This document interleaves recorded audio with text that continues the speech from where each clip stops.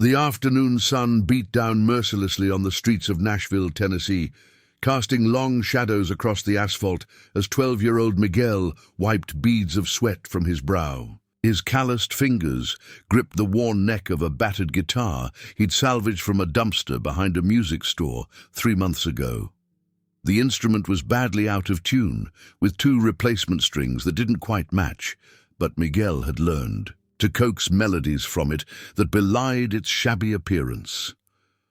"Luciano, are you okay? Do you need some water?" Miguel asked softly in Portuguese, his eyes filled with concern as he looked down at his 8-year-old brother. Luciano's small frame sat confined to a makeshift wheelchair, a contraption Miguel had assembled from discarded parts found at the local junkyard. Despite the wheelchair's crude appearance, Miguel had managed to make it functional, with wheels that turned smoothly enough and brakes that mostly worked when needed. "I'm fine, Miguel," Luciano replied with a smile that didn't quite reach his eyes.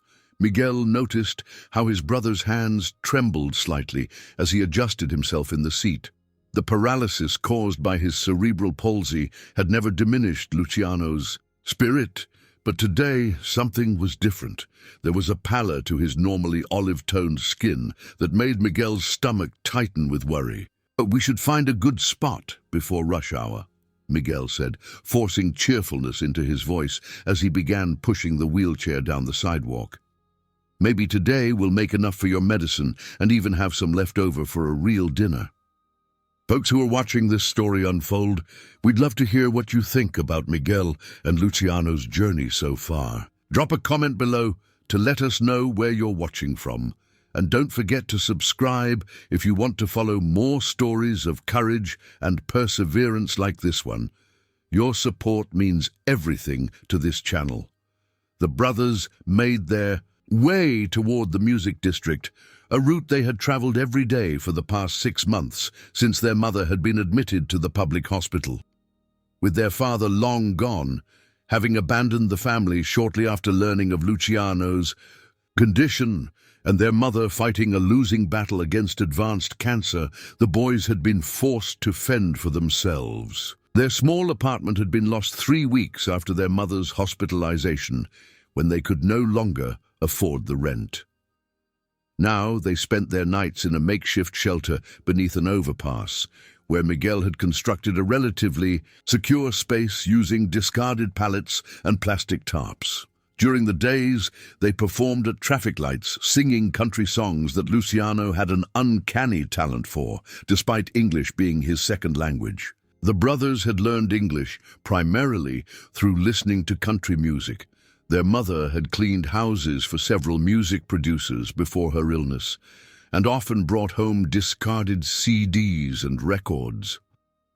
"Let's try by the recording studio today," Miguel suggested as he maneuvered the wheelchair through the crowded sidewalk. "Rich people go there. Maybe they'll be more generous." Luciano nodded weakly. "Can we do Amarillo by morning first? It's my favorite." Miguel noticed how his brother's words slurred slightly, a sign that his medication was wearing off. The prescription had run out 2 days ago, and without the $89 needed for a refill, there was nothing they could do but hope to earn enough from their performances. After 4 exhausting hours under the blistering sun, their plastic cup held only $3.75, mostly in quarters and dimes tossed half-heartedly by passing motorists. Miguel's heart sank as he counted the meager earnings for the 3rd time, hoping he had somehow missed a bill. "How much do we have now?" Luciano asked, his voice thin and strained. Miguel forced a smile. "Almost $4. We're getting there, buddy." But they weren't getting there, not nearly fast enough.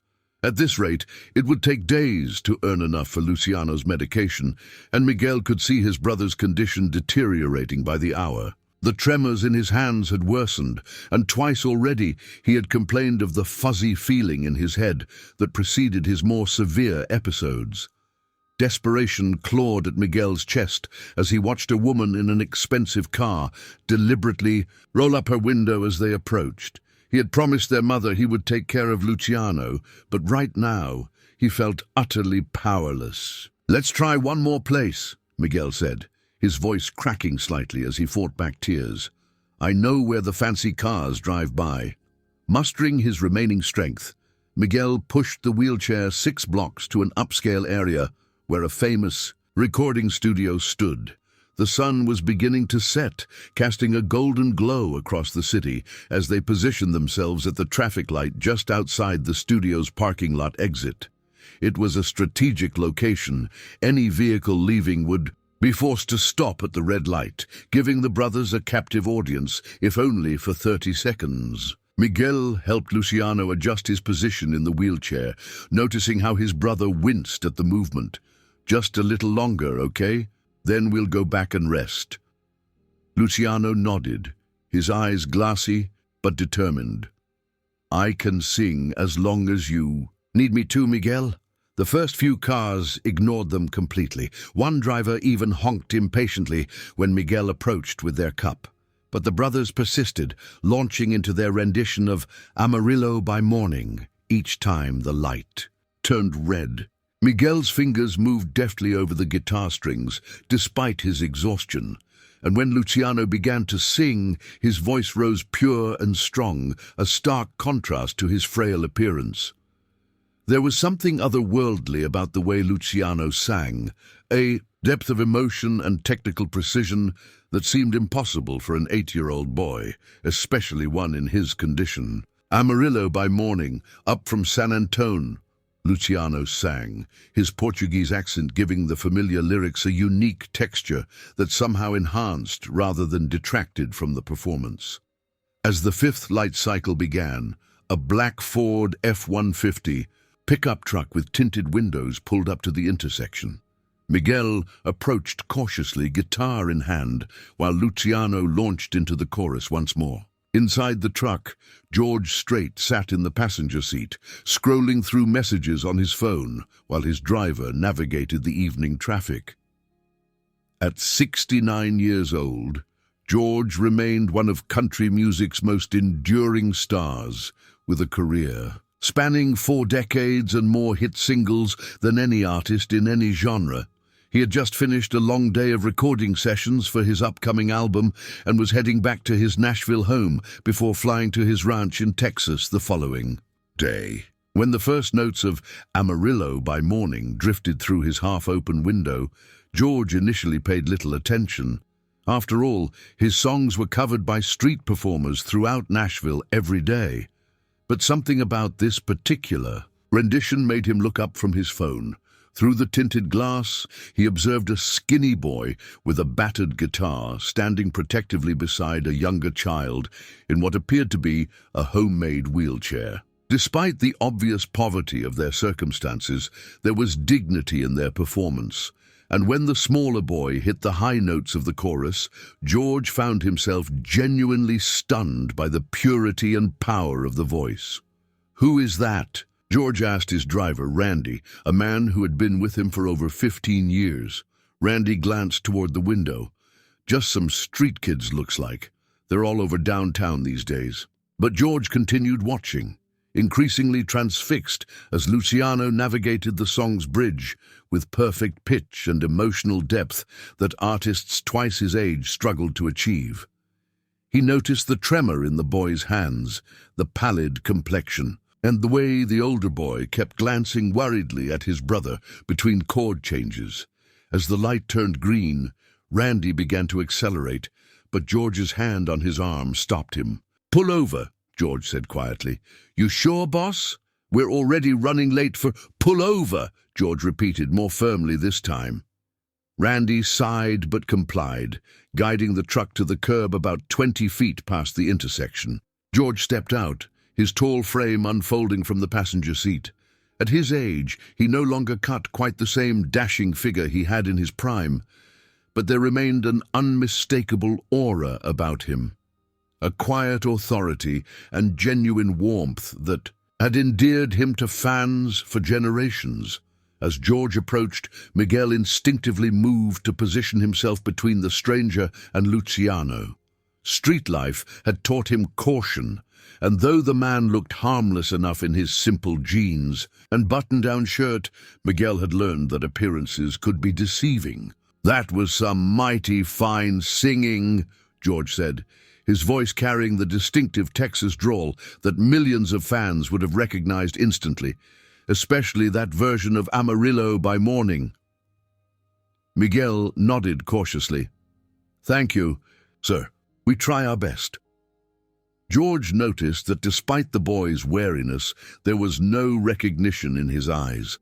These kids clearly had no idea who he was, which was both refreshing and concerning. If they were performing his songs on the street but didn't recognize him, where had they learned the music?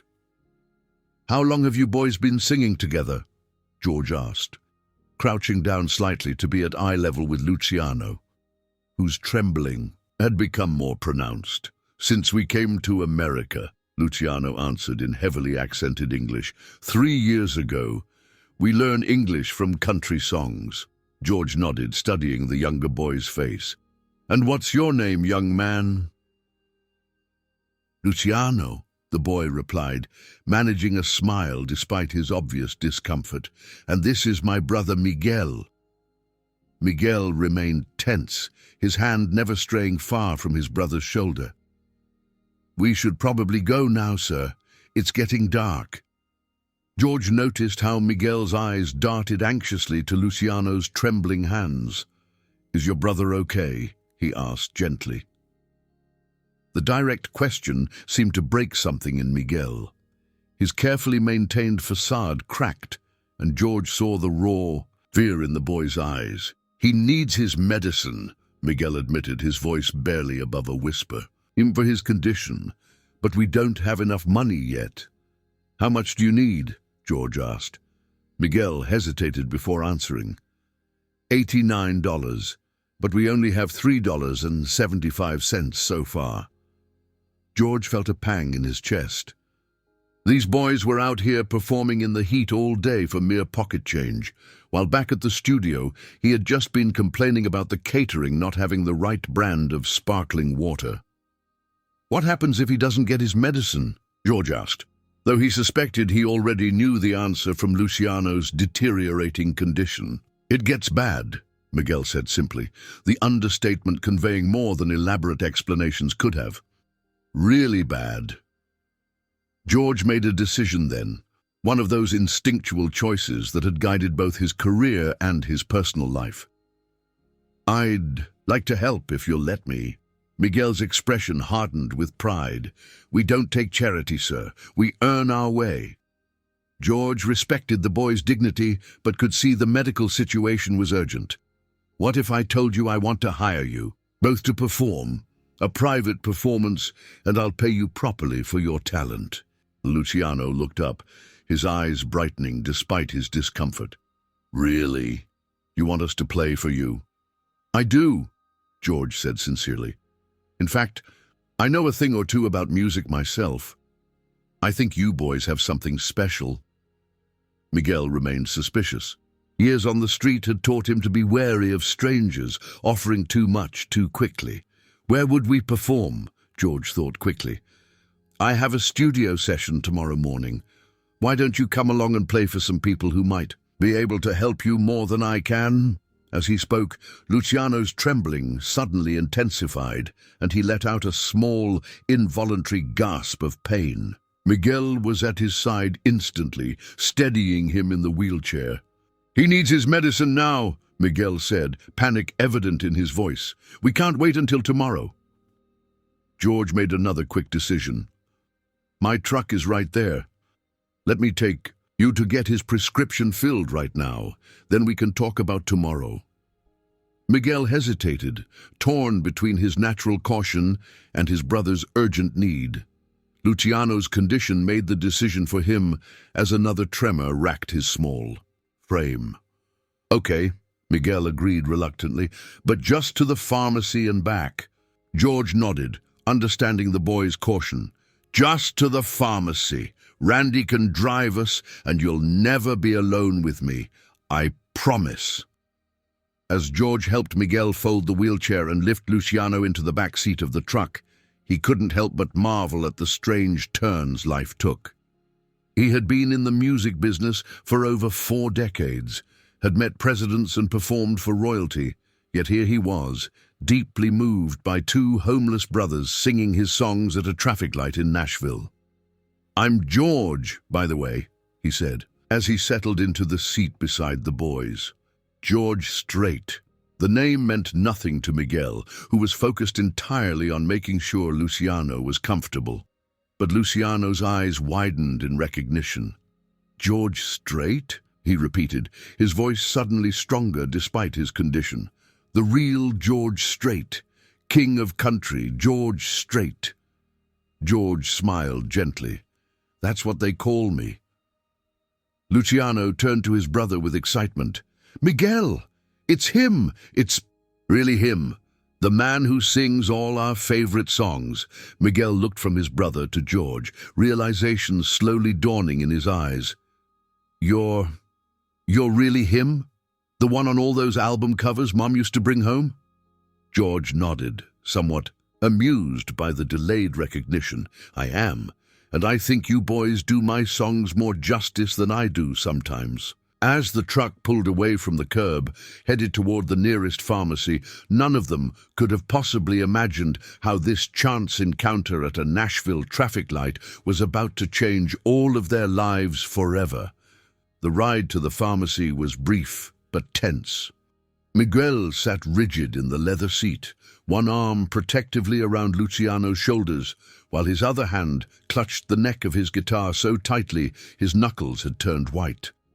Luciano's tremors had intensified in the air-conditioned interior of the truck, though whether from the sudden temperature change or the progression of his symptoms, George couldn't tell. "There's a CV's just 2 blocks ahead," Randy informed them, glancing in the rearview mirror with a mixture of concern and curiosity. In his 15 years working for George Strait, he'd seen his boss perform countless acts of kindness. But picking up street children was definitely a first. "Do you have the prescription with you?" George asked gently, turning to face the boys. Miguel shook his head. "We don't have a prescription anymore. It expired last month." His voice dropped to a whisper. "Mama used to handle that part before she got sick." George processed this information quickly. "What's the medication called?" "Baclofeno," Luciano answered, the Portuguese pronunciation of the drug's name coming more naturally to him than its English equivalent. "And also diazepam sometimes, when it gets really bad." George nodded, recognizing the names. Baclofen and diazepam, muscle relaxants and anti-anxiety medications commonly prescribed for cerebral palsy. Getting them without a valid prescription would be challenging, but George Strait had spent decades building connections throughout Nashville. "Randy, call Dr. Peterson," George instructed his driver. "Tell him it's an emergency and I need his help right away." As Randy made the call, George turned his attention back to the boys. "Dr. Peterson is my personal physician. He'll help us get what Luciano needs." Miguel's eyes narrowed with suspicion. "Just like that? Doctors don't just give medicine without seeing patients, especially not these medicines." George smiled slightly at the boys' perceptiveness. "You're right, they don't. That's why we're going to make a quick stop at the hospital before the pharmacy." Seeing the alarm on Miguel's face, he quickly added, "Just so Dr. Peterson can examine Luciano properly, then we'll get his medication. We can't afford a doctor," Miguel stated flatly, "especially not a private doctor." "Consider it part of your performance fee," George replied without hesitation. "You boys played one of my songs better than I've heard it done in years. That's worth something in my book." The truck pulled into the parking lot of Vanderbilt University Medical Center, one of Nashville's premier hospitals. Randy had apparently worked minor miracles during his phone call, as a middle-aged man in a white coat was already waiting at the emergency entrance. When they arrived, "That was fast," George commented as Randy parked the truck. "I told him it was urgent," Randy replied simply. And I might have mentioned that George Strait doesn't ask for favors often. George helped Miguel get Luciano back into his wheelchair. Noting how the younger boy's condition seemed to be deteriorating rapidly, the tremors had spread to his shoulders and neck, and his breathing had become shallow and labored. Dr. Peterson approached them with a professional smile that quickly transformed into concern when he saw Luciano's condition. "This looks like acute muscle spasticity," he observed, immediately crouching to check Luciano's pulse and pupils. "How long has he been without his medication?" 2 days, Miguel answered, his defenses momentarily lowered by the doctor's obvious competence and concern. Dr. Peterson nodded grimly. "Let's get him inside right away." With cerebral palsy, prolonged periods without proper medication can lead to painful muscle contractions and potentially more serious complications. Within minutes, they were ushered through the emergency room, bypassing the usual wait times and paperwork, and into a private examination room. George noted how Miguel never strayed more than a few inches from his brother's side, his guitar still clutched tightly in one hand as if it were a lifeline. "I need to ask some questions about Luciano's medical history," Dr. Peterson explained, as a nurse took the boy's vital signs. "Do you know what specific type of cerebral palsy he has?"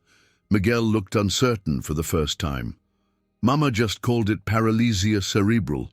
The doctors in Brazil said it was spastic something." "Spastic diplegia, probably," Dr. Peterson nodded. "It primarily affects the legs, but can cause upper body tremors as well, especially when medication is interrupted." "Has he ever had seizures?" Miguel translated the question for Luciano, who shook his head.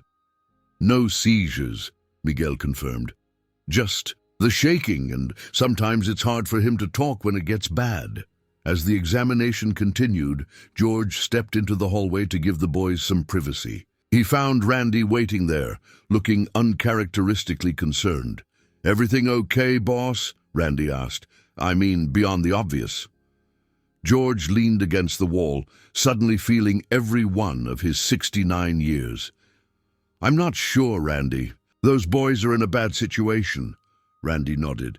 "Street kids by the look of it. Where do you think their parents are?" "The older one mentioned their mother is sick. No sign of a father." George ran a hand through his silver hair. "Can you make some calls? See if you can find out if there's a Brazilian woman admitted to any of the public hospitals in Nashville. Might be cancer, from what I gathered." Randy nodded and stepped away to make the calls, leaving George alone with his thoughts. In his long career, he had seen plenty of hardship and had contributed generously to various charities over the years. But there was something about these particular boys that had gotten under his skin. Perhaps it was Luciano's extraordinary voice, or Miguel's fierce protectiveness, or simply the dignity with which they faced their desperate circumstances. 20 minutes later, Dr. Peterson emerged from the examination room. "How is he?" George asked immediately. "Stable for now," the doctor replied. "I've given him an injection that should help with the immediate symptoms. But George, this boy needs consistent medical care. His cerebral palsy is manageable with the right treatment, but without it—" He trailed off meaningfully. George nodded in understanding. "What about his prescriptions?" "I've written them out," Dr. Peterson said, handing over a slip of paper. 3 months' worth with refills. "But there's more going on here than just medical needs. Those boys are clearly homeless, possibly undocumented. Have you considered calling Child Protective Services?" The question gave George pause. In his desire to help, he hadn't thought through the potential consequences. Involving CPS might mean the boys would be separated, placed in different foster homes, or even deported if their immigration status wasn't in order. "Give me a little time," George finally said. "I want to understand their situation better before making any decisions that could affect their lives that drastically." Dr. Peterson looked skeptical but nodded. I've scheduled Luciano for a follow-up in 1 week. If he doesn't show up, I'll have to report it. Understood, George agreed. Thank you, Mark. I owe you one. You owe me several at this point. The doctor replied with a hint of a smile. But who's counting? When George re-entered the examination room, Luciano was sitting up in the hospital bed, looking remarkably improved. The tremors had subsided, and some color had returned to his cheeks. Miguel sat beside him, still clutching his guitar, but looking marginally less tense than before. "Feeling better?" George asked Luciano. The boy nodded. "Much better, Mr. Strait." Thank you." "Just George is fine," he replied, pulling up a chair. "Dr. Peterson gave me your prescriptions. We'll stop at the pharmacy on the way out." Miguel's expression darkened. "We still can't afford part of the performance fee," George interrupted gently. "Remember?" Before Miguel could argue further, Randy appeared in the doorway. "Boss, can I talk to you for a minute?" George stepped into the hallway again, closing the door partially behind him. "I found her," Randy said without preamble. "Maria Santos, admitted to Nashville General 3 months ago, late-stage pancreatic cancer." His expression conveyed the gravity of the diagnosis without him having to elaborate. George felt his heart sink. "Prognosis?" Randy shook his head slightly. "Not good. Weeks, maybe a month at most, according to my contact there." George absorbed this information silently. Those poor boys were about to lose the only parent they had left, if Miguel's comments about their father were any indication. No wonder they were living on the streets. With their mother hospitalized and no other family to turn to, what options did they have? "One more thing," Randy added. "They're here on expired tourist visas, technically undocumented at this point." The situation was growing more complicated by the minute. George had only intended to help a talented young singer get his medication, but now he found himself entangled in a web of medical, legal, and immigration issues. "Let's take one step at a time," George finally said. "First, we get Luciano's prescriptions filled. Then we make sure they have a safe place to sleep tonight. Tomorrow, we figure out the rest." When they returned to the examination room, Luciano had been officially discharged, and Miguel was helping him back into the wheelchair. "Everything's set," George told them. "Now let's get those prescriptions filled." The trip to the pharmacy was quick, and thanks to George's credit card, painless, at least financially. Miguel watched with wide eyes as the pharmacist rang up. Nearly $300 worth of medication, but George signed the receipt without comment. As they left the pharmacy, the reality of their situation became apparent once more. Night had fallen completely, and a light rain had begun to patter against the sidewalk. "Where do you boys usually sleep?" George asked as they loaded Luciano and his wheelchair back into the truck. Miguel's guard instantly went back up. "We have a place," he said vaguely. George exchanged a glance with Randy, who gave an imperceptible nod. They both knew what having a place likely meant for homeless children. "I have an idea," George said carefully. "I own a small guest house behind my property here in Nashville. Nobody's using it right now. Why don't you boys stay there tonight? It's dry, safe, and has real beds." Miguel's expression was a complex mixture of longing, suspicion, and pride. "Why are you doing all this? You don't even know us." It was a fair question, one that George had been asking himself since the moment he'd told Randy to pull over. Why had these particular boys affected him so deeply when he'd driven past countless other street performers over the years? "Sometimes in life," George said slowly, "you encounter people who remind you of something important you've forgotten. Today, listening to your brother sing my song, I remembered what music is really supposed to be about. Not record sales or stadium tours, but raw emotion and genuine connection." Luciano, who had been quiet throughout most of the exchange, suddenly spoke up. "Our mama says music is how the soul talks when words aren't enough." George smiled, genuinely touched by The wisdom in the child's statement. Your mama sounds like a wise woman. Miguel's expression darkened at the mention of their mother. She is, he said softly. She taught us everything we know about music.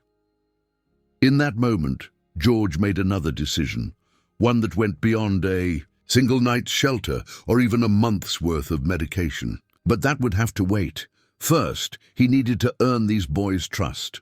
So what do you say, he asked, just for tonight? A real bed, a hot shower, some decent food, no strings attached. Miguel exchanged a long look with Luciano, some unspoken communication passing between the brothers. Finally, he turned back to George. Just for tonight, he agreed cautiously. And we stay together. Of course, George assured him. You'll have the whole guest house to yourselves. You. As Randy drove them through the affluent Belmead neighborhood toward George's estate, the contrast between the boys' current reality and the world they were entering couldn't have been more stark. They passed mansion after mansion, each set back from the road behind elaborate gates and perfectly manicured lawns. Luciano pressed his face to the window, eyes wide with wonder. It's like a movie, he whispered to Miguel in Portuguese. Do real people actually live here? Miguel nodded, equally impressed despite his efforts to appear nonchalant. Rich people, he replied in their native tongue. Very rich people. What neither boy realized was that George Strait, despite his friendly demeanor and simple clothing, was among the wealthiest country music artists of all time, with a net worth estimated at over $300 million. The man sitting across from them in the truck, with his unassuming smile and kind eyes, was not just any country singer, but a living legend, an artist who had charted more #1 singles than any other performer in history, in any genre of music. When they finally turned into a long, tree-lined driveway, the boys caught their first glimpse of George's Nashville home, a sprawling southern colonial mansion that looked like something out of Gone with the Wind. You live here? Luciano asked, unable to contain his astonishment. George chuckled. Only part of the year. My real home is back in Texas. As the truck circled around the main house, a smaller but still impressive structure came into view. The guest house George had mentioned. In reality, it was a charming 2-bedroom cottage that most people would have considered a very comfortable permanent residence. Here we are, George announced as Randy parked. Home sweet home, at least for tonight. As Miguel helped Luciano into his wheelchair, the younger boy looked up at the star-filled sky, now visible as the rain clouds had moved on. Miguel, he whispered, I think Mama's prayers are being answered. Miguel wasn't so sure. In his short life, he had learned that when things seemed too good to be true, they usually were. But as George Strait himself opened the door to the guest house and warm light spilled out onto the brick pathway, even Miguel couldn't suppress the small flame of hope that flickered to life in his chest. The interior of the guest house exceeded even the boys' wildest expectations. Gleaming hardwood floors, comfortable furniture in warm earth tones, a kitchen with stainless steel appliances, and, most thrilling of all to Miguel, a Steinway baby grand piano in the corner of the living room. Luciano gasped audibly when he saw it, his eyes wide with wonder. Do you play? George asked, noticing the boy's reaction. Luciano shook his head. Mama taught Miguel, not me. She said I had the voice, but he had the hands. Miguel approached the instrument cautiously, as if afraid it might disappear if he moved too quickly. May I? He asked George, his voice barely above a whisper. Of course, George replied, genuinely curious about the extent of the boy's musical abilities. With reverent care, Miguel set his battered guitar on a nearby chair and seated himself at the piano bench. He took a deep breath, positioned his hands over the keys, and then began to play. The melody that emerged was Chopin's Nocturne in E-flat major, a piece of considerable technical difficulty that Miguel performed with the confident precision of someone who had studied for years. Under a skilled teacher, George's eyebrows rose in surprise. This wasn't the rudimentary playing he had expected, but the performance of a genuinely talented pianist. The contrast between the boy's ragged appearance and the sophistication of his musicianship was striking. When Miguel finished, George applauded sincerely. "That was extraordinary. Where did you learn to play like that?" Miguel's expression grew distant. "Our mother was a concert pianist in Brazil before—" He trailed off, then continued more softly. "Before she met our father and left everything behind to come to America." The pieces were beginning to fall into place for George. The boys' unusual musical talent, their perfect pitch, the way they approached performance with a discipline unusual for their age. They had been raised by a professional musician. "She taught me since I was 4, Miguel continued, his fingers still resting lightly on the keys. "Every day for at least an hour, no matter how tired she was from cleaning houses." Luciano wheeled himself closer to the piano. "Play the one she always played when she was sad, Miguel, the Moonlight one." Miguel nodded and shifted into Beethoven's Moonlight Sonata, his expression one of complete concentration. As the hauntingly beautiful music filled the room, George noticed tears forming in Luciano's eyes. The younger boy quickly wiped them away, embarrassed. "She played this the night Papa left," Luciano explained quietly to George, "and every night after that for a long time." George felt his throat tighten with emotion. These children had experienced more loss and hardship in their short lives than many adults. Yet here they were, still creating beauty, still holding on to the gift their mother had given them. When Miguel finished playing, a silence fell over the room, not an uncomfortable one, but the reverent quiet that follows a moving performance. George was the first to speak. "I think we could all use some dinner," he said gently. "The kitchen is stocked with basics, but I can have something delivered if you'd prefer." Miguel looked uncertain. "We can cook if that's okay. Mama taught us that too." George smiled. "Of course it's okay. Make yourselves at home. I'll be back in the morning to check on you, and we can talk more about what happens next." As he turned to leave, Luciano's voice stopped him. "Mr. Strait, George," the boy said hesitantly. "Is it true what they say about you? That you've had more #1 songs than anyone else ever?" George chuckled. "Well, in country music, yes. More than 60 of them now." Luciano's eyes widened. 60? He repeated in awe. "We only know about 20 of your songs. Mama could only bring home the CDs people threw away." The simple statement hit George harder than he'd expected. Here was a child who had found solace in his music, who had even learned English partly through his lyrics, yet had access to only a fraction of his catalogue because his family couldn't afford to buy the albums. "I'll have Randy bring over some CDs tomorrow," George promised. "In the meantime, there's a sound system in the living room with digital access to pretty much every song I've ever recorded." After showing the boys how to use the entertainment system, explaining the security features of the guest house, and making sure they had his private number in case of emergency, George reluctantly took his leave. Part of him wanted to stay, to learn more about these remarkable children who had appeared so unexpectedly in his life, but he also recognized their need for space and time to process everything that had happened. As Randy drove him the short distance back to the main house, George's mind was already working through the potential complexities of the situation. "Randy, I need you to do some research first thing tomorrow," he said. "Find out everything you can about Brazilian immigration law, particularly as it pertains to orphaned minors." Randy glanced at him in the rearview mirror. "You thinking about what happens if their mother passes?" George nodded grimly. They can't go back to the streets. And from what you found out about their visa status, they could face deportation to a country where they apparently have no one. What about their father? Randy asked.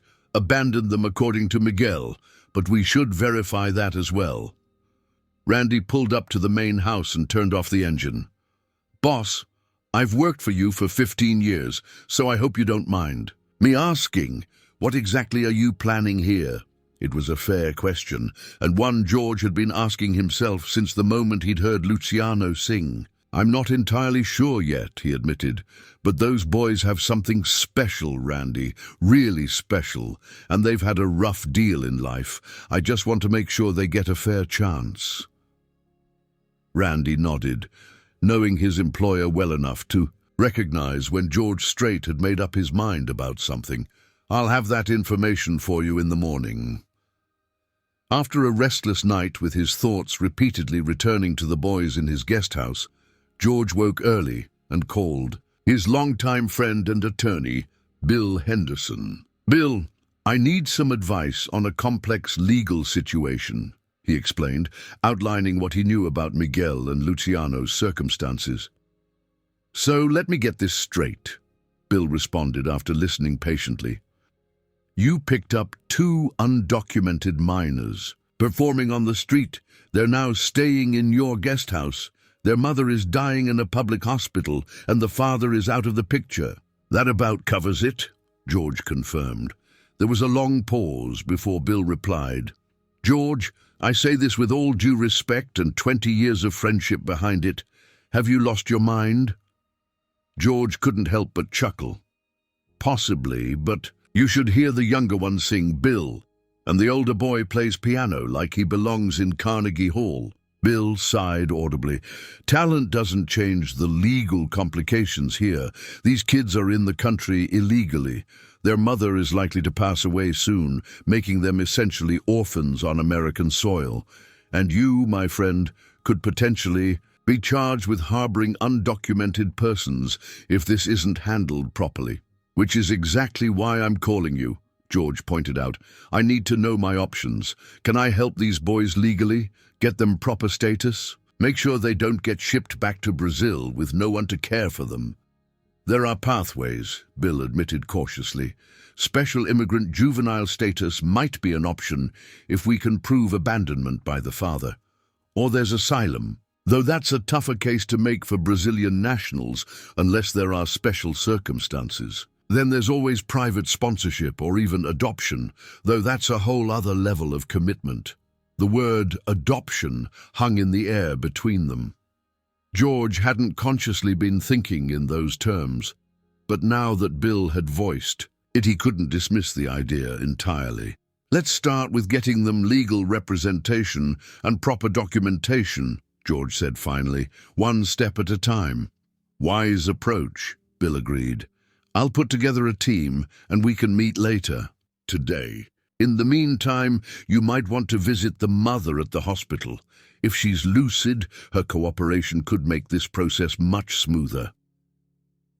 After ending the call with Bill, George headed to the guest house, wondering how the boys had fared overnight. He found them in the kitchen, already awake and busy. Miguel was at the stove, carefully flipping what appeared to be perfectly formed pancakes, while Luciano sat at the kitchen table, squeezing fresh oranges into a pitcher. "Good morning," George greeted them, touched by the domestic scene. "I see. You found everything you needed." Miguel turned from the stove, a hint of uncertainty in his expression. "We hope it's okay that we use the ingredients. We wanted to thank you for letting us stay." "More than okay," George assured him, taking a seat at the table. "It smells wonderful." Luciano beamed at him, looking remarkably better than he had the previous day. The medication was clearly doing its job. His hands were steady as he worked the manual juicer. "Miguel makes the best pancakes," he declared proudly.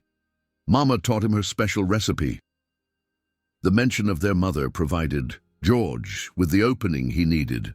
"Boys, I'd like to talk to you about your mother," he said gently. "I know she's in the hospital. Would it be all right if I visited her today?"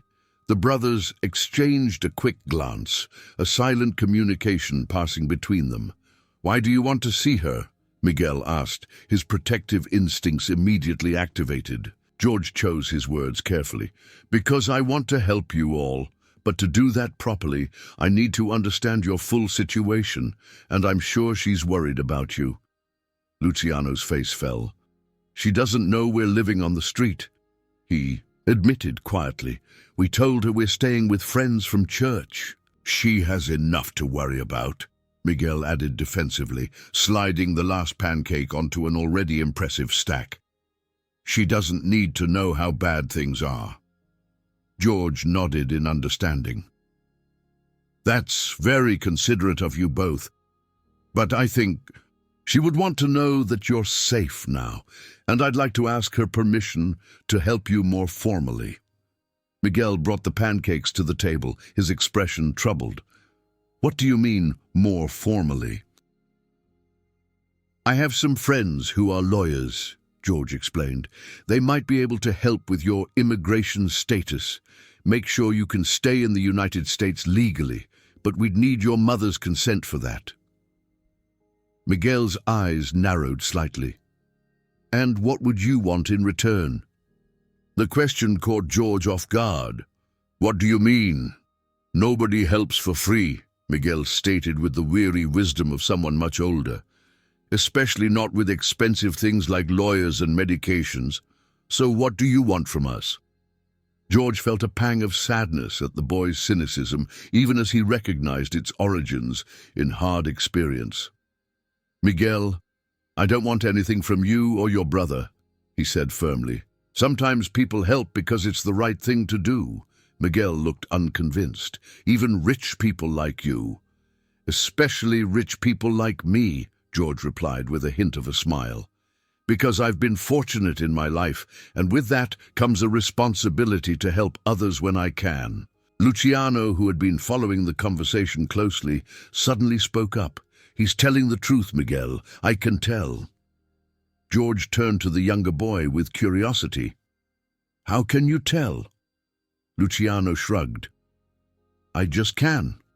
Mama says I'm good at knowing when people are being real." Miguel seemed to take his brother's assessment seriously. After a moment's consideration, he nodded. "Okay, you can visit Mama. We'll go with you." George had anticipated this response. "Of course. After breakfast, we'll head over to the hospital together." As they ate the pancakes, which were indeed exceptional, George observed the brothers more closely. Despite their dire circumstances, it was clear that they had been raised with care and attention. Their table manners were impeccable. They spoke articulately, and they demonstrated a level of emotional intelligence unusual for children their age. "These pancakes could give the Nashville Palace a run for their money," George commented between bites. "You've got a real talent in the kitchen, Miguel." The boy accepted the compliment with a small smile. "Cooking is just chemistry and timing," he said modestly. "Music is harder."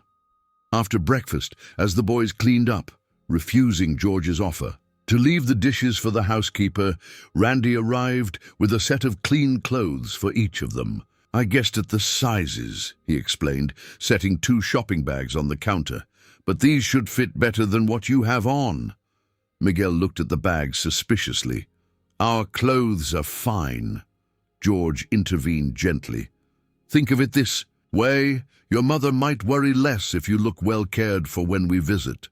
This reasoning seemed to resonate with Miguel, who reluctantly accepted the bags and took Luciano to change. When they emerged from the bedroom 20 minutes later, the transformation was remarkable.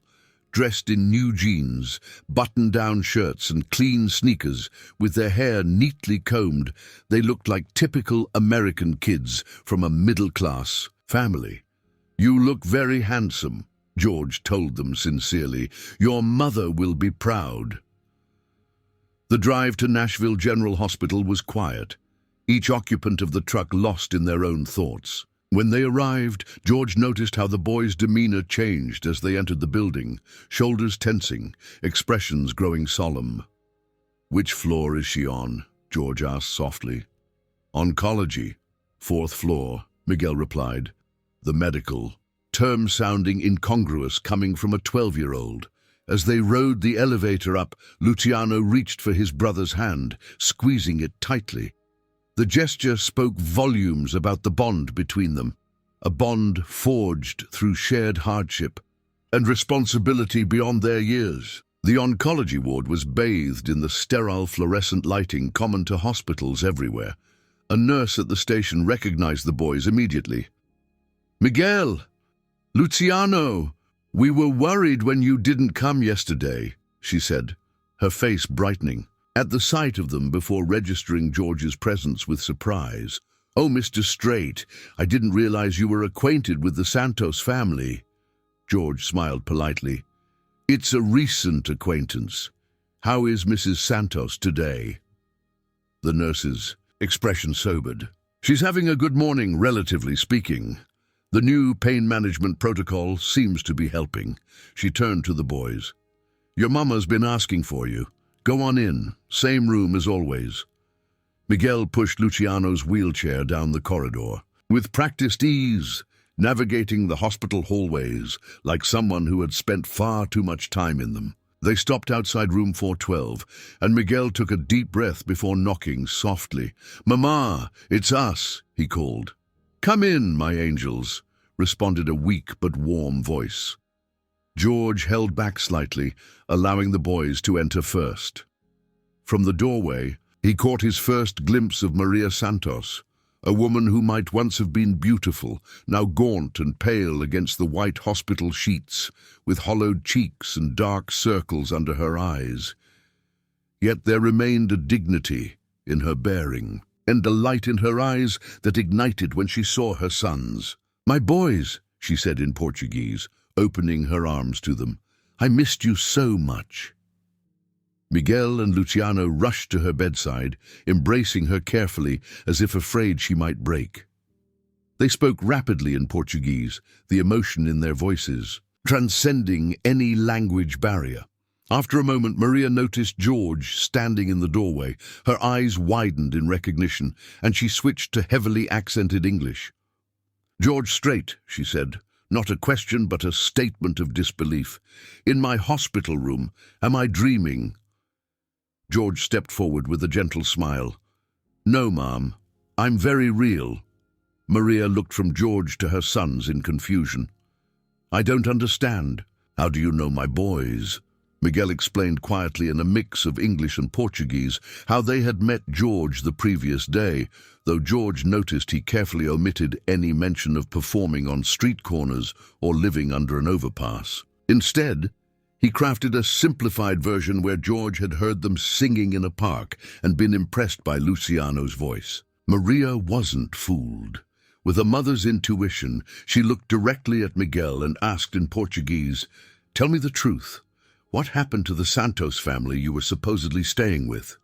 Miguel's facade crumbled under his mother's gaze. "There was no Santos family, Mama," he admitted in their native language. "We've been on our own since the money ran out 3 weeks ago." Tears filled Maria's eyes. "Oh, my brave, foolish boys, why didn't you tell me? I could have—" "What? Mama," Miguel interrupted gently, "what could you have done from this bed? You needed to focus on getting better, not worry about us."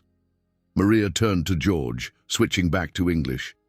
"They are good boys, Mr. Strait. The best sons a mother could ask for. Too proud sometimes, like their father, but good." "I can see that," George agreed sincerely, "and they're very talented, especially musically." A sad smile crossed Maria's face. Music was to be their salvation. "I taught them everything I could." She looked down at her hands, once a pianist's hands, now thin and weakened by illness. "But I fear it was not enough." "It was more than enough, Mama," Luciano insisted, taking her hand. "Miguel can play anything after hearing it just once. And you always said my voice was a gift from God." Maria touched Luciano's cheek lovingly. "Yes, my angel, a gift that deserves to be heard by the world." She turned her attention back to George. Mr. Strait, I must ask, why are you here? Why have you taken an interest in my sons? It was the question George had been preparing for since they'd entered the hospital. He pulled a chair close to Maria's bedside and sat down, speaking with quiet sincerity. Mrs. Santos, I believe your sons have extraordinary talents that deserve to be nurtured. I'd like to help make that possible. Maria studied his face intently. Help how? Legally, financially, educationally, in whatever ways they need, George replied. I've already spoken with my attorneys about options for securing their immigration status, with your permission, of course. Maria's eyes filled with tears again, but this time they were accompanied by a smile of profound relief. Mr. Strait, do you believe in divine intervention? George nodded slowly. I do, ma'am. So do I, Maria whispered. And I have prayed every day for someone to look after my boys when I no longer can. Her voice broke slightly. The doctors say it won't be long now, weeks at most. Miguel made a sound of protest, but Maria quieted him with a gentle touch. It's the truth, my love, and we must face it. She turned back to George. Mr. Strait, if you are sincere in your offer, you are the answer to a dying mother's prayers. I am completely sincere, George assured her. Your sons will be cared for, their talents nurtured, their futures secured. You have my word. Maria nodded slowly, tears streaming down her hollow cheeks. Then I place their hands in yours, with all a mother's gratitude and trust.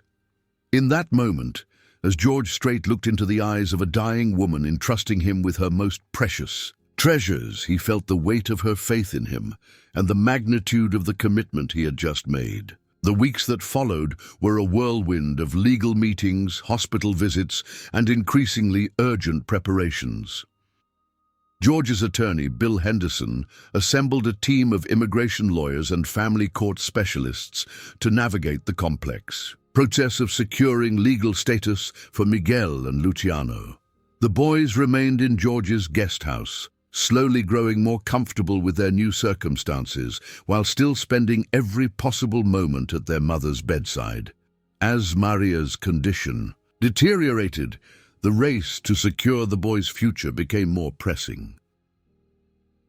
Bill had explained to George that the death of the boy's only legal guardian on American soil would ordinarily trigger immediate involvement from Child Protective Services, potentially resulting in their placement in the foster care system while their immigration status was resolved, a prospect that horrified George. We need temporary guardianship at minimum, Bill had advised during a late-night strategy session in George's home office. Ideally, we'd have permanent guardianship in place before she passes. That way, there's no gap in their legal protection. George had nodded grimly. Whatever it takes, Bill, just get it done.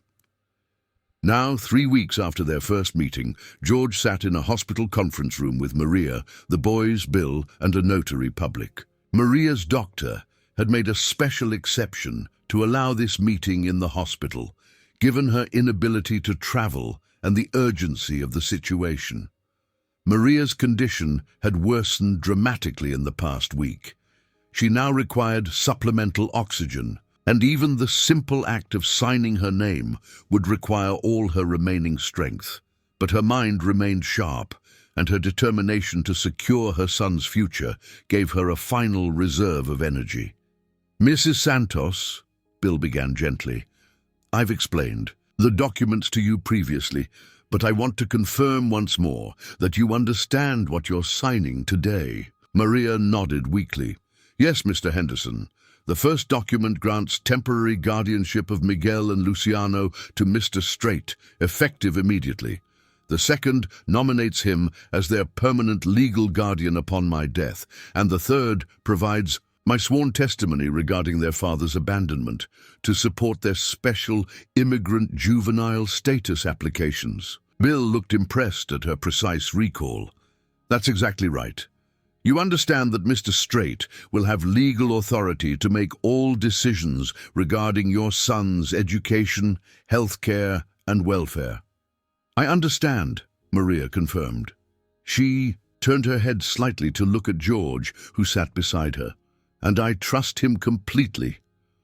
George felt the weight of her trust like a physical pressure on his chest. In the 3 weeks since they'd met, he had come to respect Maria Santos deeply. Despite her illness and the knowledge that she was leaving her children behind, she maintained a quiet dignity that humbled him. I won't let you down, Maria, he promised softly. They'll want for nothing, especially not love. A ghost of a smile crossed her pale face. I know, George. I see how you look at them already. You have a father's heart, though you never had children of your own. Her perception startled him. He had been married to Norma for 45 years, and their childlessness had been a private sorrow they had rarely discussed even with each other. Somehow, this woman he had known for mere weeks had seen straight through to that hidden regret. They will always know how much you loved them, George assured her, and they will always know their heritage, their history, and the extraordinary woman who was their mother. Tears filled Maria's eyes. Thank you, she whispered. With trembling, Anne's but unwavering resolve, Maria signed each document where indicated. The notary stamped and sealed them, making official what had been set in motion that day at the traffic light, the unlikely joining of these lives. When the formal business was concluded, Bill and the notary quietly excused themselves, leaving Maria with George and the boys for their precious remaining time together. Miguel Luciano, Maria said softly in Portuguese, come sit beside me. The boys moved to her bedside, one on each side, taking her frail hands in theirs. I need to speak to you about what happens next, she continued in their native language. Mr. Strait, George, will be your guardian now. He will take care of you, provide for you, guide you as you grow. You must respect him as you would respect me. Miguel's eyes filled with tears. But we need you, Mama. No one can replace you. Maria squeezed his hand weakly. No one is replacing me, my brave one. I will always be your mother. But George will be your guardian, your protector when I cannot be. And someday, perhaps, if your hearts allow it, he might be something more. She turned to Luciano, whose tears were already flowing freely. My little songbird, you must keep singing. Promise me. Your voice is too beautiful to be silenced by grief. Luciano nodded, unable to speak through his tears. And Miguel, she continued, turning back to her older son, you must continue with your music too. But also remember to be a child sometimes. You have carried too many adult burdens for too long.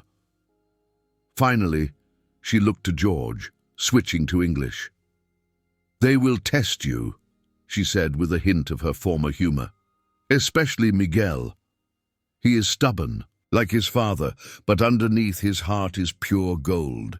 George nodded, his own eyes moist. I know, and I'm pretty stubborn myself. We'll figure it out together.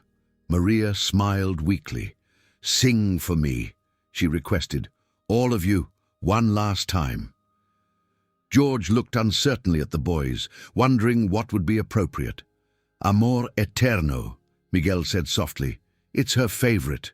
George didn't know the song, but he nodded encouragingly as Miguel began to sing in a clear, sure voice. Luciano joined in, his ethereal soprano blending perfectly with his brother's deeper tones. The song was in Spanish, a language George had some familiarity with from growing up in Texas, and even without understanding every word, the emotion of the ballad was unmistakable. It spoke of eternal love that transcends death, of souls forever connected. When they reached the chorus a second time, George joined in tentatively, picking up the melody and improvising harmonies. Maria closed her eyes, a serene smile on her face as the music washed over her, the voices of her beloved sons intertwined with the distinctive baritone of the country music legend who would soon be their guardian. It was, George thought, one of the most profound moments of his life. This impromptu concert in a sterile hospital room, singing a song of eternal love to a dying woman who had entrusted him with her greatest treasures. 3 days later, Maria Santos passed away peacefully in her sleep, with Miguel and Luciano at her side, and George standing vigil in the corner of the room. The boys wept in each other's arms, while George stood silent witness to their grief, understanding that this moment belonged to them alone. When they were ready, he drove them back to his estate in silence. That night, as he checked on them before bed, he found them both asleep in Luciano's room, Miguel having pulled a chair next to his brother's bed, their hands still clasped even in sleep. George quietly draped blankets over them both and withdrew, his heart heavy with the responsibility he had assumed. The next morning, George cancelled his studio session and cleared his calendar for the week. Grief was not a process to be rushed, and the boys needed time. To his surprise, though, it was Luciano who appeared in the kitchen first, dressed and ready for the day. "I want to practice my singing," the boy announced with quiet determination. "Mama made me promise I wouldn't stop." George nodded, understanding the need to honor such promises. "Of course, whenever you're ready." Miguel emerged shortly after, dark circles under his eyes, but with the same resolute expression as his brother. "We should start planning the memorial service," he stated. "Mama didn't want a funeral.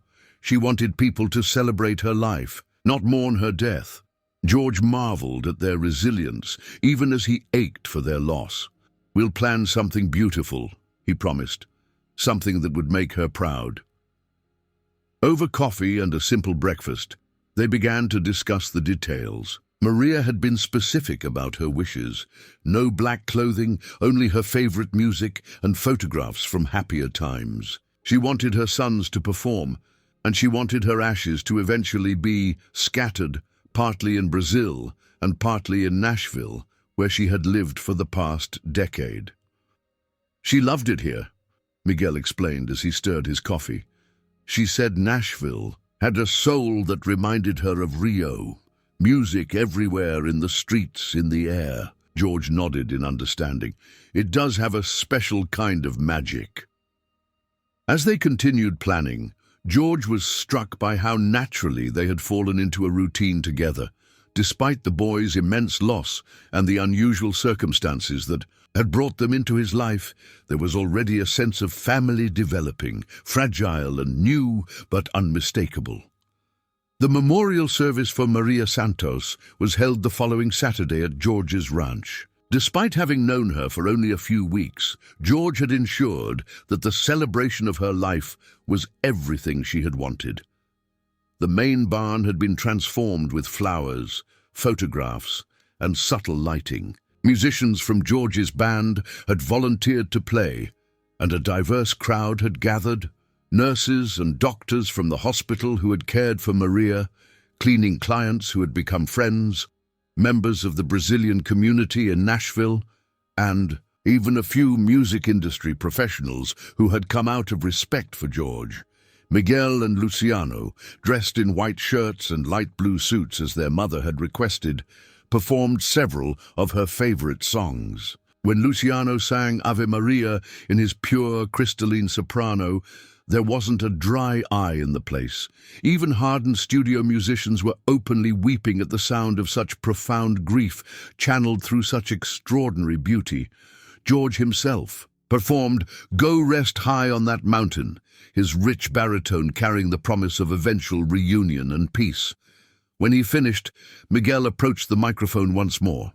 "Our mama wanted one more song," the boy announced, his voice steady. Despite the emotion of the day, she asked that Mr. Strait sing it with us. It's a song that was special to her, one that helped her learn English when she first came to America.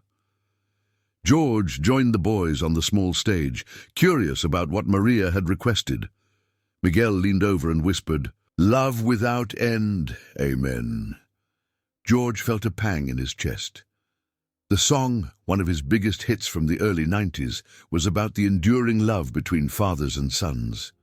Maria's choice seemed deliberate, a final message to her boys about the new relationship she hoped would develop between them and their guardian. With a nod to the band, George began singing the familiar lyrics about a father's unconditional love, with Miguel and Luciano joining in perfect harmony on the chorus. The symbolism was lost on no one present, least of all George himself, who found himself struggling to maintain his composure as they sang the final verse about God's love being the ultimate example of love without end, amen. Done after the service, as guests mingled and shared stories about Maria, Bill Henderson approached George with a discreet nod.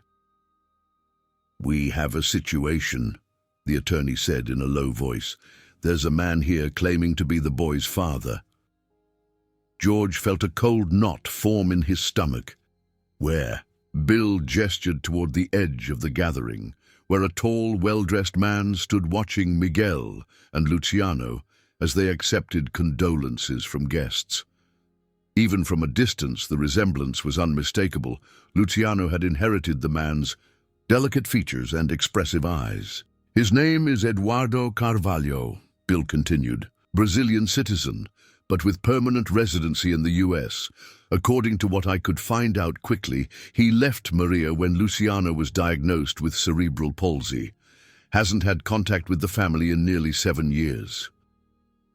George's jaw tightened. "What does he want?" "He says he wants to reconnect with his sons now that Maria is gone." "Convenient timing," George remarked darkly. "Does he know about the guardianship?" Bill nodded. "He does now. I informed him of the legal situation. He seemed surprised, to put it mildly. Can he challenge it?" Bill grimaced slightly. "Potentially. He is their biological father, after all. If he petitions for custody, the court would typically favor him over a non-relative guardian, absent evidence of unfitness." George watched as the man, Eduardo, continued to observe the boys from a distance.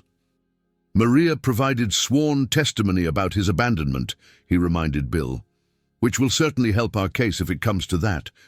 But family court can be unpredictable, George, and litigation would be hard on the boys." George nodded grimly. "Understood. For now, let's keep him away from Miguel and Luciano. They've been through enough today." "Already taken care of," Bill assured him. "I've got security keeping an eye on him, and he's agreed not to approach the boys today out of respect for the occasion." As Bill walked away, George continued to watch Eduardo Carvalho. The man must have felt his gaze, because he turned, and their eyes met across the crowded barn. After a moment's hesitation, Eduardo began making his way toward George. "Mr. Strait," he said when he reached him, extending his hand. "I'm Eduardo Carvalho. I want to thank you for taking care of my sons during Maria's illness." George accepted the handshake, noting the firm grip and manicured nails. Everything about Eduardo screamed success and confidence, from his tailored suit to his polished accent. "Your sons have been through a lot," George replied neutrally. "They're remarkable young men." Eduardo nodded, a flicker of something like regret crossing his features. "Yes, they are. Maria did an excellent job raising them, despite difficult circumstances. Difficult circumstances that you created when you abandoned them," George said evenly, unable to keep the edge from his voice. Eduardo didn't flinch at the accusation. "It's more complicated than that, Mr. Strait. But yes, I made mistakes, serious ones. Now I want a chance to make amends." George studied the man carefully. There seemed to be genuine emotion in his eyes. But George had spent enough time in the music business to recognize a skilled performer. "What exactly are you hoping for here, Mr. Carvalho?" "The chance to know my sons again," Eduardo replied, "to be part of their lives." "And the guardianship?" George pressed. Maria was very clear about her wishes. A shadow crossed Eduardo's face. "I was not consulted about that arrangement." You weren't consulted because you weren't there, George pointed out. You haven't been there for 7 years, according to Miguel. Eduardo's jaw tightened. As I said, it's complicated, but they are my sons, Mr. Strait, my flesh and blood. Surely you can understand why I wouldn't simply walk away now that I know they need me. There was something in the phrasing that struck George as odd.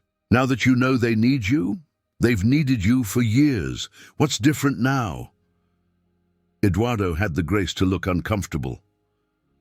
I only learned of Maria's death yesterday, through a mutual acquaintance. Until then, I believed they were living comfortably. Maria had resources. Resources that apparently ran out, George observed. They were homeless when I found them, performing on street corners to try to earn enough for Luciano's medication. Eduardo paled visibly. I didn't know. I swear to you, I didn't know things had become that desperate. George wasn't sure whether to believe him or not, but one thing was certain. Eduardo Carvalho's sudden reappearance complicated an already complex situation, and the last thing the boys needed right now was more upheaval. Look, Mr. Carvalho, George said finally, this isn't the time or place to discuss this. The boys have just lost their mother. They're grieving. The last thing they need is another emotional shock. Eduardo nodded slowly. I understand. I don't want to cause them more pain, but I do want to see them, to talk to them. Give them time, George advised. Let them process their grief first. In the meantime, if you're serious about wanting to be part of their lives, I suggest you speak with Bill Henderson, my attorney.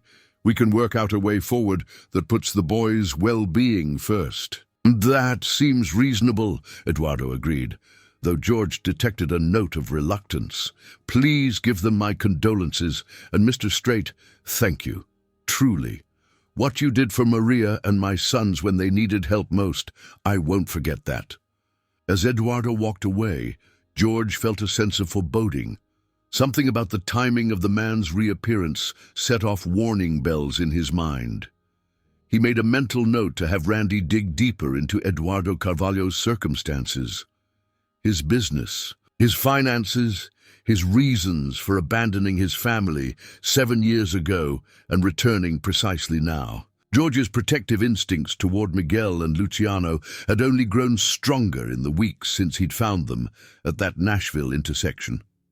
He had made a promise to their mother, a promise he intended to keep, regardless of what complications Eduardo's return might bring.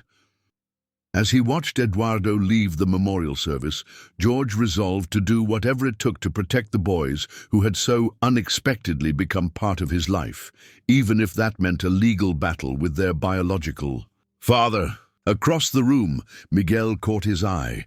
The boy had been watching the exchange with Eduardo, his face a mask of conflicting emotions.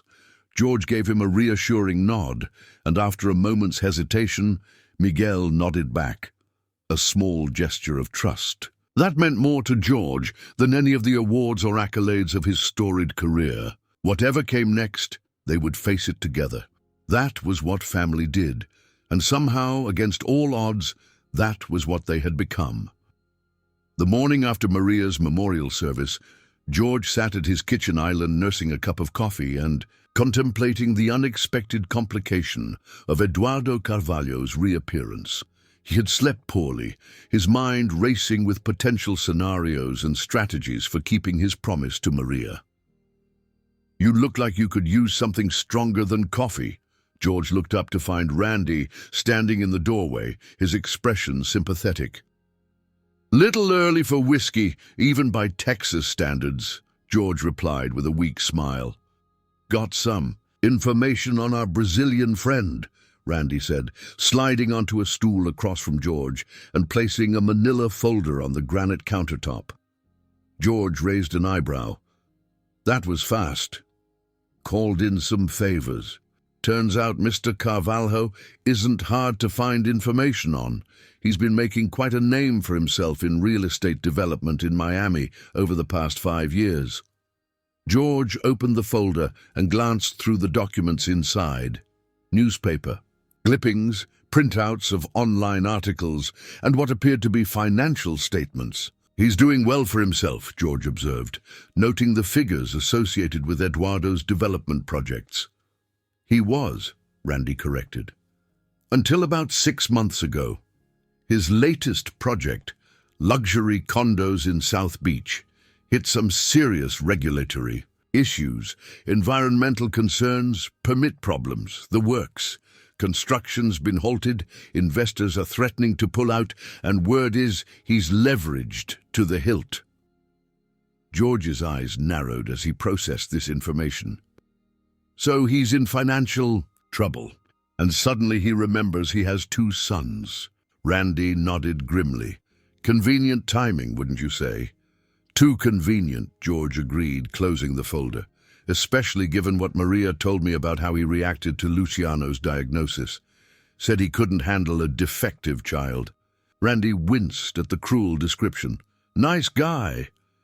"The question is," George continued, "what does he really want? Access to the boys or something else?" Before Randy could respond, they heard footsteps approaching the kitchen. Both men fell silent as Miguel entered, his eyes red-rimmed, but his posture determinedly upright. "Good morning," he said quietly, heading for the coffee pot. "Morning, son," George replied, exchanging a quick glance with Randy. "How's Luciano doing?" Miguel shrugged as he poured himself a cup of coffee.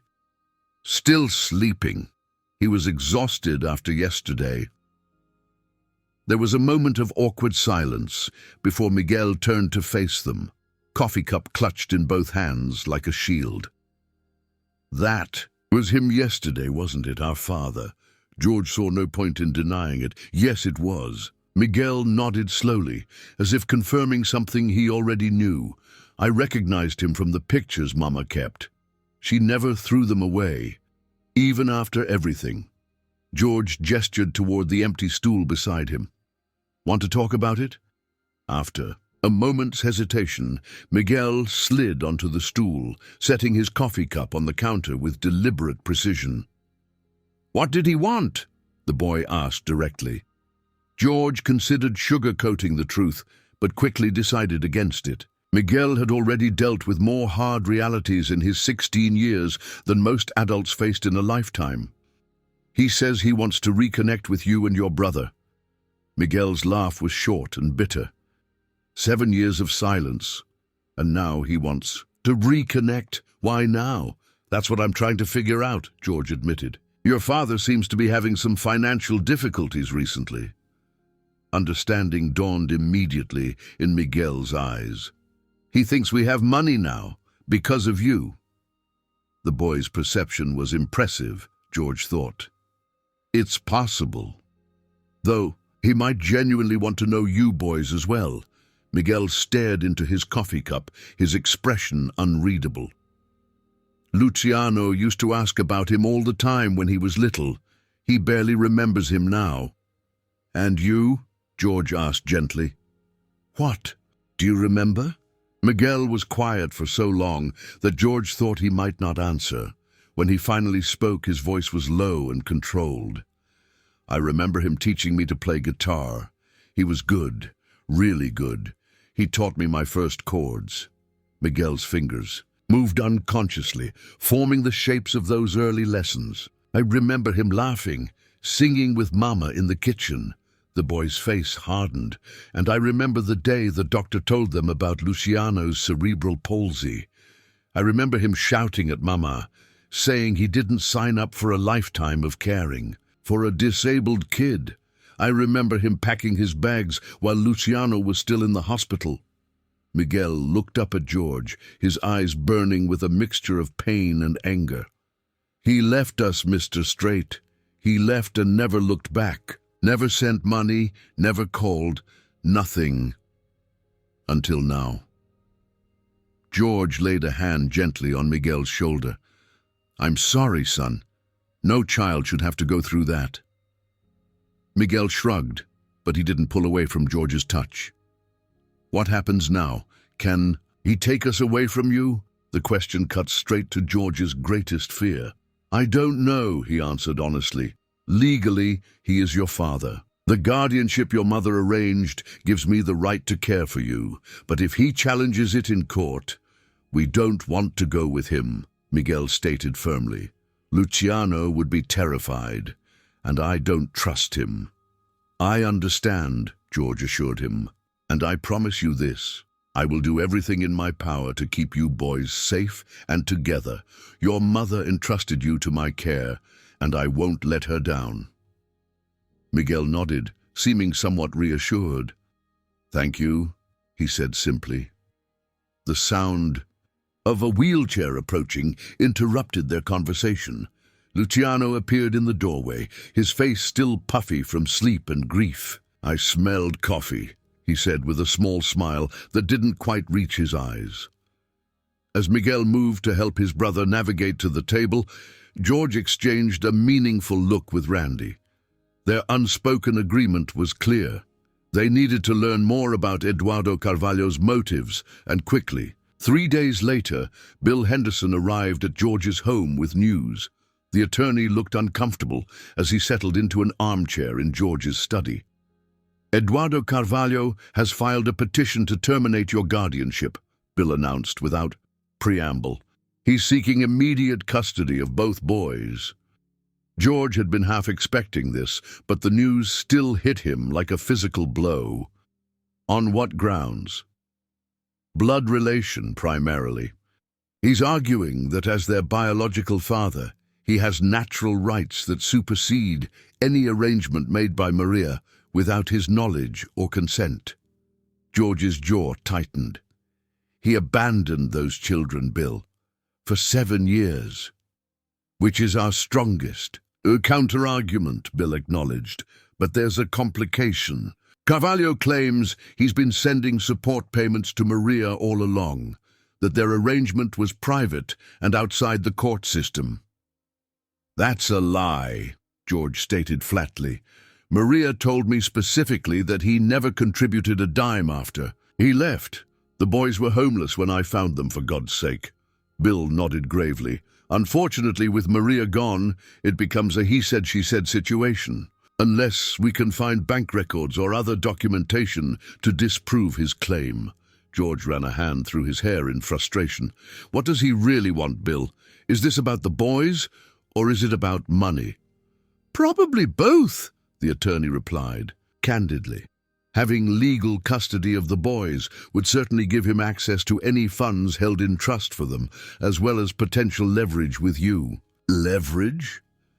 Bill looked uncomfortable. George, you're worth hundreds of millions. You've publicly taken these boys under your wing. From Carvalho's perspective, you might be willing to pay handsomely to maintain that relationship if he threatens to take them away. The thought of someone using the boys as pawns in an extortion scheme made George's blood boil. So what do we do? We fight, Bill said simply. We gather evidence of his abandonment.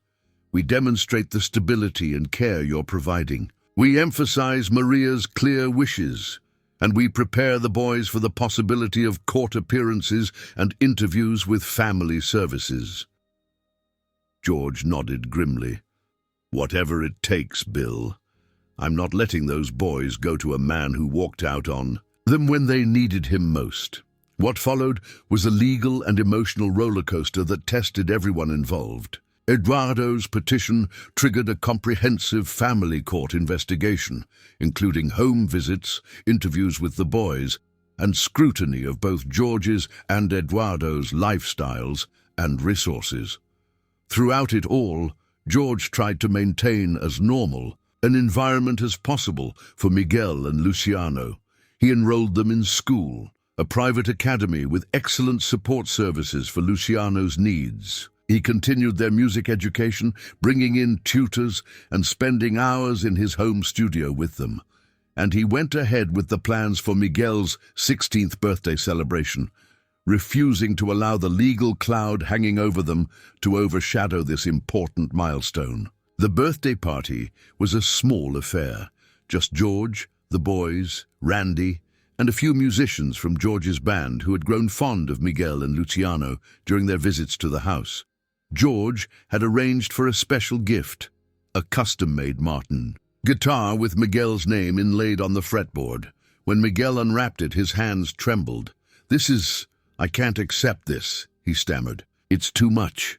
"Nonsense," George replied with a smile. "Every serious musician needs a serious instrument. Besides, I've heard you playing. You've got real talent, son. That guitar will help you develop it." The word "son" had slipped out. Naturally, but George saw Miguel notice it. The boy's eyes widened slightly before a slow smile spread across his face. "Thank you," Miguel said softly, running his fingers reverently over the polished wood. Later, as they shared birthday cake around the kitchen table, Luciano looked thoughtfully at George. "What do you think will happen with our father?" the boy asked. The question hung in the air, momentarily silencing the casual conversation. George chose his words carefully. "I don't know for sure," he admitted. "The courts will decide what they think is best for you boys." "But what we want doesn't matter," Luciano pressed. "It matters a great deal," George assured him. "Especially at your ages. The judge will definitely take your preferences into account." Miguel set down his fork. "We want to stay with you," he stated firmly. "Both of us." George felt a warmth spread through his chest at the boy's words. "And I want you both to stay. You've become—" He paused, searching for the right words. "You've become very important to me, more than I ever expected." Luciano reached across the table and placed his small hand over George's. "Mama said this was meant to be. She said God put us at that traffic light on purpose, so you would find us." George had to clear his throat before he could respond. "Your mama was a wise woman." The moment was interrupted by the sound of the doorbell. Randy went to answer it, returning moments later with a grim expression. "Eduardo Carvalho is here," he announced, "with his attorney." George exchanged a quick look with Bill, who had also been invited to the birthday celebration. The attorney shook his head slightly, indicating this was an unexpected development. "We have a restraining order, preventing him from approaching the boys outside of supervised visits," Bill reminded everyone. "He says he's not here to see the boys," Randy explained. "He wants to talk to George. Says it's about settling the case out of court." George considered for a moment. "Bill, come with me. Randy, stay with the boys." In the formal living room, Eduardo Carvalho stood examining the platinum records and awards that lined one wall. He turned as George and Bill entered, his expression carefully neutral. "Mr. Strait." "Thank you for seeing me." George nodded curtly. "What can I do for you, Mr. Carvalho?" Eduardo gestured to the man beside him. "This is my attorney, James Watson. I hope you don't mind that I brought him along." "Not at all," George replied, indicating Bill. "As you know, this is William Henderson, my counsel." The attorneys exchanged professional nods as everyone took seats in the living room. "I'll get straight to the point," Eduardo said. "This court battle benefits no one. Not me, not you, and certainly not the boys. I'd like to propose a settlement." George raised an eyebrow. "I'm listening." Eduardo leaned forward. "I withdraw my petition for custody. You maintain guardianship of Miguel and Luciano as per Maria's wishes." "And in return?" George asked, knowing there had to be more. "In return, I ask for three things. First, regular visitation rights, supervised at first if necessary. Second, involvement in major decisions about the boys' education and welfare. And third," Eduardo hesitated, "financial compensation for me relinquishing my parental rights." There it was, the real motivation behind Eduardo's sudden interest in his sons. George kept his expression neutral, but inside he felt a surge of disgust. "How much compensation were you thinking?" he asked evenly. Eduardo named a figure that would have made George whistle in shock if he weren't so angry. It was substantial, enough to bail Eduardo out of his failed development project, and then some. "That's quite a price tag you've put on your relationship with your sons," George observed coldly. Eduardo had the grace to look uncomfortable. I prefer to think of it as compensation for the support I would have provided had circumstances been different, and for the emotional relationship I'm sacrificing. By letting them stay with you. George exchanged a look with Bill, who gave a slight nod. We'll need to discuss your proposal privately, Mr. Carvalho. Perhaps you and your attorney could return tomorrow. Eduardo seemed pleased by this response. Of course. Shall we say 10 a.m.? After Eduardo and his attorney had departed, George turned to Bill. What do you think? Bill sighed. It's extortion, plain and simple. But it might also be our cleanest option. Family court cases can be unpredictable, and drawn-out litigation would be hard on the boys. George nodded slowly. I can afford it. The money doesn't concern me. What concerns me is the message it sends, that children can be bought and sold. We could structure it differently, Bill suggested. A trust for the boys that Eduardo administers with strict conditions. That way, he's at least theoretically managing his son's financial interests, not selling them. George was silent for a long moment. Before we make any decisions, I want to talk to Miguel and Luciano. They deserve a say in this. When George returned to the kitchen, he found the birthday celebration had continued in a subdued fashion. Both boys looked up anxiously as he entered. Was that him? Miguel asked. Our father. George nodded. He wants to make a deal. Briefly, George explained Eduardo's proposal, watching the boys' reactions carefully. Miguel's face darkened with anger, while Luciano looked confused and hurt. He wants money to leave us alone, Luciano asked incredulously. What kind of father does that? Not a real one, Miguel muttered, his hands clenched into fists. George sat down at the table with them. I need to know what you two want. Would you like to have regular visits with your father? He is still part of your lives, your heritage. Miguel shook his head vehemently. He's not part of anything. He left us. Luciano was more hesitant.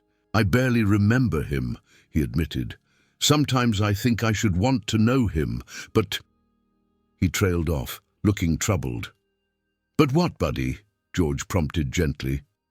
But I'm afraid, Luciano confessed.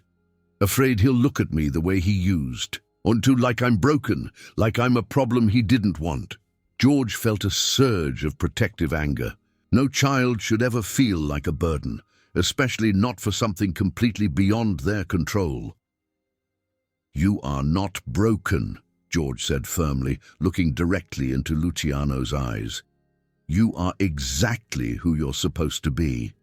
And anyone who can see how amazing you are doesn't deserve to be in your life. Tears welled in Luciano's eyes as he nodded. Here's what I think, George continued. Your father has legal rights that we may not be able to completely override. But we can negotiate the terms of his involvement. If you truly don't want any contact with him, I'll fight for that with everything I've got. If you're open to limited, supervised visits, we can arrange that too. What about the money? Miguel asked. Are you going to pay him? George considered his answer carefully. I don't like the idea of your father profiting from this situation. But if a financial settlement is what it takes to ensure your stability and happiness, then yes, I'd consider it. Miguel's expression was troubled. We're not for sale. No, you're not, George agreed firmly. Any financial arrangement would be completely separate from my commitment to you boys. Whether your father is involved in your lives or not, as long as you want to be here, this is your home. The next morning, George met with Eduardo and both attorneys as planned. But instead of accepting the proposed settlement, George made a counteroffer. I won't pay you directly for relinquishing your parental rights, George stated flatly. That's not how this works. Instead, I'll establish a substantial trust fund for Miguel and Luciano's education and future needs. You'll have no access to this money. Eduardo frowned. That doesn't address my current situation. I'm getting to that, George continued. Separately, I'm willing to invest in your real estate business, specifically to help complete the South Beach project. This would be a legitimate business transaction, with my company taking an appropriate ownership stake, not a payoff. Eduardo looked surprised by this approach. You've done your homework, Mr. Strait. I protect what I care about, George replied, simply. And the visitation? Eduardo asked. Supervised visits, once a month to start. If those go well and the boys are comfortable, we can discuss increasing the frequency. But their emotional well-being comes first. At the first sign of distress, the visits stop until we can address whatever caused it. Eduardo considered the proposal for several long moments. Your investment would need to be substantial. It will be fair market value based on independent assessment of the project's worth, George countered. I won't be gouged, but I'm not looking to take advantage either. After further negotiation and consultation with his attorney, Eduardo eventually agreed to George's terms. Papers were drawn up, and by the end of the week, the custody dispute was officially settled. The first supervised visit between Eduardo and his sons took place 3 weeks later in the neutral setting of Bill Henderson's office. George waited, anxiously in an adjoining room, respecting the boys' privacy while remaining close enough to intervene if needed. When the hour-long visit ended, Miguel emerged looking thoughtful, while Luciano seemed emotionally drained, but not distressed. How did it go? George asked carefully as they walked to his truck. Miguel shrugged. Okay, I guess. He brought pictures from when we were little in Brazil, showed us where he lives in Miami now. He said he's sorry, Luciano added quietly. For leaving. He said he was young and scared and stupid. George nodded, unsure what to say. Apologies couldn't erase 7 years of absence, but they were at least a start. Do you want to keep seeing him? George asked, after they were all settled in the truck. The boys exchanged a look, conducting one of those silent conversations that siblings sometimes have. I think so, Luciano finally answered. Not all the time, but sometimes. He's still our father, Miguel acknowledged reluctantly, even if he wasn't a good one. And maybe he can do better now. George started the engine, feeling a complex mixture of emotions. Part of him had secretly hoped the boys would want nothing to do with Eduardo, yet he knew that complete estrangement from their biological father might eventually lead to regrets and unanswered questions. You're good men, both of you, George said as they drove away from the attorney's office. Better men than many twice your age. Your mother would be proud of you. 6 months later, George Strait stood backstage at the Grand Ole Opry, more nervous than he had been before any performance in his 40-year career. Tonight was special.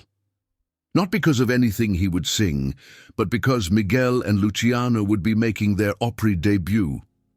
The boys had flourished in the months since their mother's death. With proper medical care, Luciano's condition had stabilized, and his physical therapy was showing remarkable results. His singing had attracted attention from several music industry professionals who had been astounded to discover such a pure, powerful voice in a 13-year-old. Miguel, meanwhile, had developed both as a guitarist and a composer.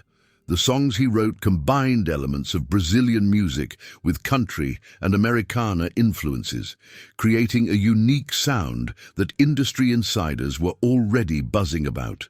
Their relationship with Eduardo had settled into a cautious rhythm of monthly visits. While full reconciliation might never be possible, a form of peace had been established. Eduardo had even attended several of the boys' performances at smaller Nashville venues, sitting quietly in the back and leaving without trying to take any credit for their talents. 5 minutes, Mr. Strait, a stagehand announced, interrupting George's thoughts. George nodded his thanks, then turned to the boys, who were making final adjustments to their instruments. Nervous? He asked with a smile. Miguel's fingers moved restlessly over his Martin guitar, the same one George had given him for his birthday. "A little," he admitted. Luciano, who would perform seated rather than in his wheelchair, grinned. "I'm excited. Do you think Mama can see us?" "I know she can," George replied with absolute certainty. "And she's busting with pride." As they waited for their introduction, George reflected on the unexpected journey of the past year. What had begun with a chance encounter at a traffic light had evolved into something none of them could have predicted. A family, unconventional but no less real for its unusual origins.